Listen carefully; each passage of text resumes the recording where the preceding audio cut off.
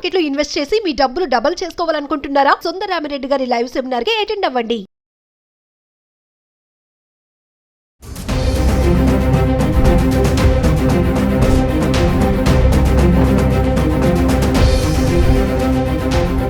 Hello viewers, welcome back to our channel. ప్రస్తుతం మనతో పాటు ఉన్నారు consumers affair committee chairman Mandadi Krishna Reddy గారు. సార్తో మాట్లాడదాం. నమస్తే సార్. నమస్కారం అమ్మ. బంగారం ధరలు చూసుకుంటే అలా పైకి వెళ్ళిపోతున్నాయి, అంటే 1,00,000 దాటేస్తాయేమో అనిపిస్తుంది. అంటే ఒకరోజు తగ్గుతుంది, ఒకరోజు పెరుగుతుంది. ఎందుకంటారు ఈ రేట్లు ఎందుకు ఇట్లా పెరగడం తగ్గడం చూస్తుంటే 1,00,000 వరకు వెళ్ళిపోతుంది అంటే ఏం చెప్తారు? అంటే ఇంటర్నేషనల్ మార్కెట్ మీద ఆధారపడి ఉంటుంది అంతా కూడా. మనగా నిర్ణయించాం. బంగారు రేట్లు అనేటువంటివి ఇంటర్నేషనల్ మార్కెట్ నిర్ణయిస్తుంది. దీనికి అనేక రకాల కారణాలు ఉన్నాయి. అదే చెప్పాను కదా, గవర్నమెంట్స్ కొనడం అనేది ఒకేసారి జరుగుతుంటుంది, లేదా పెట్రోలు, ఆయిల్ ఇట్లాంటి వాటి మీద జరిగేటువంటి ప్రైజెస్లో డిఫరెన్స్లో ఉంటుంది. తర్వాత షేర్ మార్కెట్లో ఉండేటువంటి ఒడిదుడుకుల మీద కూడా ఆధారపడి ఉంటుంది. చాలా కారణాలు ఉంటాయి దీనికి. ఒక దేశం తీసుకునేటువంటి నిర్ణయాల మీద ఆధారపడి ఉంటుంది.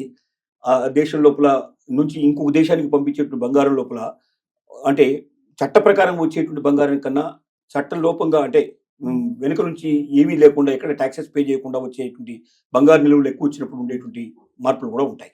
ఇలా రకరకాల కారణాలు ఉంటాయి.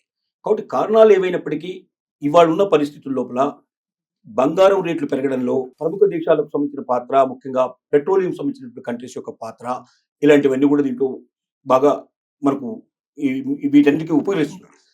ఇది పెరుగుతుందా తగ్గుతుందా అనేది ఎవరూ చెప్పలేరు. కారణం ఏమిటంటే ధమాల్లో ఒకేసారి పడిపోయే అవకాశాలు కూడా ఉన్నాయి, లేదా ఇది 1,00,000కు దాటి కూడా పోయేటువంటి అవకాశాలు ఉన్నాయి. పెరగదు అని ఎవరు గ్యారెంటీ ఇవ్వలేరు, తగ్గదు అని ఎవరు గ్యారెంటీ ఇవ్వలేరు. ఇప్పుడు మన అవసరాలని వీలైనంత వరకు అవసరం ఉందా లేదా అనే దాని మీద ఆధారపడి ఉంది. బంగారం నిల్వలు పెట్టుకోగలిగే శక్తి ఉన్నవాళ్ళు బంగారం పెట్టుకుంటే ఎప్పటికైనా సరే బంగారం ఉపయోగపడుతుంది. కానీ మరీ వేరే భూముల విలువలు కానీ మిగతా విలువలు కానీ ఒకేసారి డమాల్లో పడ్డట్టుగా అంత తేడా రాదు.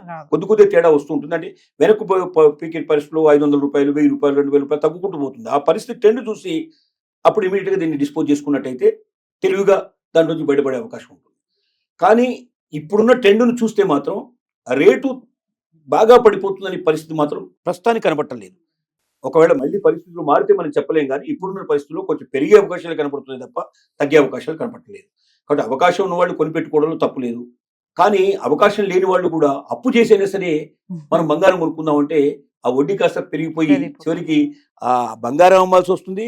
ఈ ఉన్న ఇల్లు కానీ లేకపోతే ఇంకా ఉన్నవి ఏమన్నా కూడా అమ్ముకోవాల్సిన పరిస్థితులు ఏర్పడతాయి. అలాంటి వాటికి వెళ్ళకూడదు. అవకాశం ఉన్నవాళ్ళు మాత్రం దాన్ని ఉపయోగించుకుంటే దానివల్ల డెఫినెట్గా వెళ్తుంది. కానీ భర్తల్ని పోరి ఇంట్లో భార్యలు ఖచ్చితంగా నాకు ఇంత బంగారం కావాలి, ఎంత బంగారం కావాలి అడిగితే చివరికి ఏం చేస్తాడు?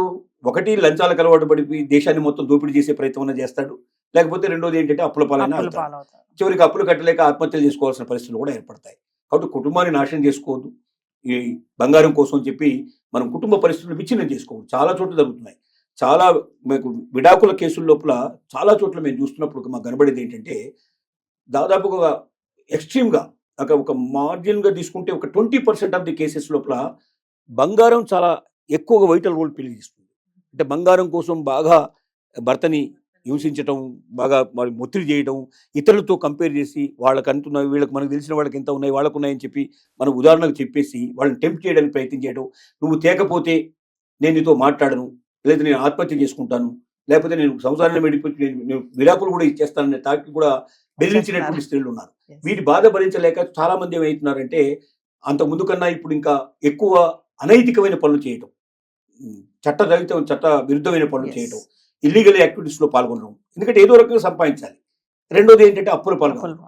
ఇవి రెండోది. ఇంకా ఇప్పుడు ఆన్లైన్లో వచ్చేటువంటి చాలా ఏదైతే వడ్డీకి మీకు అంటే డబ్బులు లోన్లు ఇచ్చేవని చెప్పి ఆన్లైన్ లోన్స్ ఏవైతే ఉన్నాయో అది విపరీతమైనటువంటి లోన్లు అన్నట్టు. అంటే లోన్ తీసుకున్న తర్వాత వాడు ఏం చేస్తాడంటే మన ఫోటోలు అన్ని మార్ఫింగ్ తీసేసి ఫోటోలు పెట్టడం, మిగతా వాళ్ళందరికీ పంపించడం, మనల్ని బజార్లో ఏమాత్రం కూడా విలువ లేకుండా చేసే ప్రయత్నం చేయడం. వీటి వల్ల ఆత్మహత్యలు చేసుకున్న వాళ్ళు కూడా చాలా మంది ఉన్నారు. అంటే ఆ డబ్బు దేనికి తీసుకున్నారంటే ఇంట్లో బాధపడించలేక బంగారం కోసం తీసుకున్నటువంటి నిలవలు కనబడుతున్నాయి. అంటే ఒక 20% ఆఫ్ ది కేసెస్, దాదాపు 15 to 20% కేసెస్ బంగారానికి సంబంధించిన కేసెస్ విడాకుల విషయంలో కానీ లేకపోతే ఆత్మహత్యల విషయంలో కానీ ఎక్కువగా పనిచేస్తున్నట్టు నేను చెప్పే స్థితి ఉంది. కాబట్టి స్త్రీలంతా మేల్కొనాలి.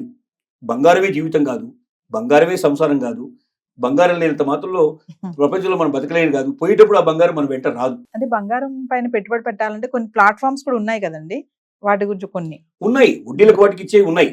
కానీ మరి తీసుకున్నప్పుడు దాన్ని చెల్లించగలిగే శక్తి చెల్లించాలి. మనకు ఉందా లేదని కూడా చెక్ చేసుకోవాలి కదా. Yes. మనకు వచ్చే ఇన్కమ్ ఎంత, ఈ ఇన్కమ్ లో మనం సేవింగ్ చేయగలిగేది ఎంత, మనం వడ్డీ కట్టగలిగేది ఎంత, అసలు కట్టగలిగేది ఎంత. ఇప్పుడు ఒక ఇల్లు కొనుక్కోవాలంటే ఎలాగైతే మనం ప్లానింగ్ చేస్తాం, ఒక బంగారాన్ని కూడా అలాగే ప్లానింగ్ చేసుకోవాలి. ఏదైనా ప్లానింగ్ లేకపోతే కష్టం. అంటే మనకు వచ్చే ఆదాయాన్ని మనం ఎలా ఖర్చు పెట్టాలనేది ఒక దృక్పథం లేకపోతే, ప్లానింగ్ లేకపోతే ఒక జీవితం లేదు, ఒక ఇల్లు లేదు, ఒక ఒక సమాజం లేదు, ఒక దేశం కూడా లేదు. ప్లానింగ్తో పోతున్నప్పుడు మాత్రమే సరి అయినటువంటి పథకం ప్రకారం మనకు వచ్చే ఆదాయాన్ని సరిగ్గా మనం ఖర్చు పెట్టగలిగే కెపాసిటీ మనకు ఉన్నప్పుడు మాత్రమే మనం సంతృప్తికరమైన జీవితం, సుఖవంతమైన జీవితం మనం ఖచ్చితంగా మనం గడపగలుగుతాం. లేకపోతే కోరి కష్టాలు తెచ్చుకొని, కోరి బాధలు తెచ్చుకొని, చివరికి ఆ బాధల నుంచి బయటపడలేక చివరికి నిరాశ ఒక నిస్పృహతోటి జీవితాన్ని గడపడం కానీ, లేకపోతే జీవితం నుంచి నిష్క్రమించడం కానీ ఇలాంటివన్నీ జరుగుతాయి. అంటే కోరి తెచ్చుకునే బాధలు తెచ్చుకుని తెచ్చుకొని. ఈ బాధల నుంచి మనం ఉపశమనం లభించాలంటే ముఖ్యంగా మహిళలు చాలా తెలివి కలిగిన వాడు కావాలి, జాగ్రత్తగా ఆలోచించాలి. అనవసరమైన వాటిని టెంప్ట్ అయిపోయి వాడకుంది వీళ్ళకుందని ఇతరులను చూసి మనం ఆశపడటం కానీ, ఆలోచించడం కానీ చేసి కుటుంబం మీద ఒత్తిడి తీసుకొచ్చే ప్రయత్నం, భర్త మీద ఒత్తిడి తీసుకురావడం చేసినట్టయితే తద్వారా కోరి కష్టాలు తెచ్చుకుని తన సంసారాన్ని తానే విచ్ఛిన్నం చేసుకునే పరిస్థితి ఏర్పడుతుందని మాత్రం చెప్పగలను. నమస్తే.